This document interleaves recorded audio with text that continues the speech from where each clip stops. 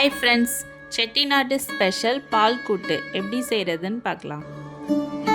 அதுக்கு ஒரு குக்கரில் 8 மணி நேரம் ஊற வச்சுருந்த 50 கிராம் பச்சை பட்டாணியை சேர்த்துட்டு இது கூட க்ளீன் பண்ணி வச்சுருந்த ஒரு கப் காலிஃப்ளவர், நறுக்கி வச்சுருந்த ஒரு கேரட்டு, 10 பீன்ஸு இதையும் சேர்த்துக்கலாம். இதுக்கு ஒரு கிளாஸ் தண்ணி விட்டு தேவையான அளவு உப்பு சேர்த்து இதை குக்கர் போட்டு மூடி ஒரு 3 விசில் விட்டு எடுத்துக்கோங்க.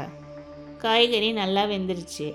இப்போது ஒரு கடாயில் துருவி வச்சிருந்தா ஒரு கப் தேங்காவையும் சேர்த்து இது கூட ஒரு டேபிள் ஸ்பூன் சோம்பு, ஒரு டேபிள் ஸ்பூன் ஜீரகம், ஒரு டேபிள் ஸ்பூன் மிளகும் சேர்த்துக்கலாம்.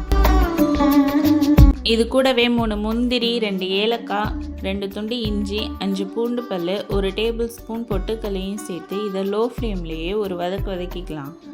இது கூடவே காரத்திற்கு ஏற்ப ஒரு 5 பச்சை மிளகாவையும் சேர்த்து ஒரு வதக்கி இதை ஒரு மிக்ஸி ஜாருக்கு மாற்றிட்டு தேவையான அளவு தண்ணி விட்டு இதை நைஸாக அரைச்சி எடுத்துக்கோங்க.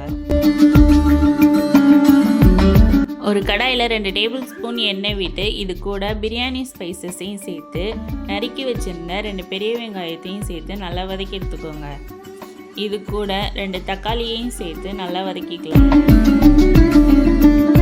தக்காளி வெங்காயம் நல்லா வதங்கினதுக்கப்புறம் அது கூட மிக்ஸி ஜாரில் அரைச்சி வச்சுருந்த தேங்காவையும் சேர்த்து ஒரு கிண்டி விட்டு அது கூட நம்ம வேக வச்சு எடுத்திருந்த காய்கறியையும் தண்ணியையும் இது கூட சேர்த்து ஒரு கிண்டி விட்டு இதை ஒரு கொதி விட்டு எடுத்துக்கோங்க. இது கூட தனியாக வேக வச்சு தோல் எடுத்த 2 உருளைக்கிழங்கையும் நல்லா மசிச்சு சேர்த்துக்கலாம். உருளைக்கிழங்கு சேர்த்து விட்டு இதை கைவிடாமல் ஒரு 2 கிண்டி எடுத்துக்கோங்க. அவ்வளோதாங்க. ஃபைனலாக இது மேலே கொத்தமல்லி தழை தூவி சர்வ் பண்ணிங்கன்னா ஒரு டேஸ்டியான அட்டகாசமான பால் கூட்டு ரெடி. இதை நம்ம இட்லி, தோசை, சப்பாத்தி, சாதத்துக்கு கூட சைடிஷாக சாப்பிட்லாம். இந்த வீடியோ பிடிச்சிருந்தா லைக் பண்ணுங்கள், ஷேர் பண்ணுங்கள், கமெண்ட் பண்ணுங்கள், மறக்காமல் சப்ஸ்கிரைப் பண்ணுங்கள். பக்கத்தில் இருக்க பெல் ஐக்கானையும் கிளிக் பண்ணுங்கள். அப்போ தான் நான் போட்ட வீடியோ உடனே வரும். தேங்க்யூ.